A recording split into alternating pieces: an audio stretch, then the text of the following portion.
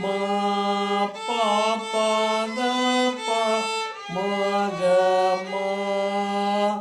ഇതിൽ മൂന്നാമത്തെ ലൈനിലെ സായുടെ മേളിൽ കുത്തുണ്ട്, അത് വലിയ സായ ഈ വായിക്കണം.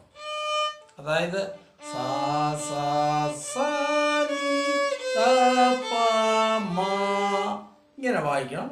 അപ്പോൾ ഒരു തവണ കൂടെ നമുക്ക്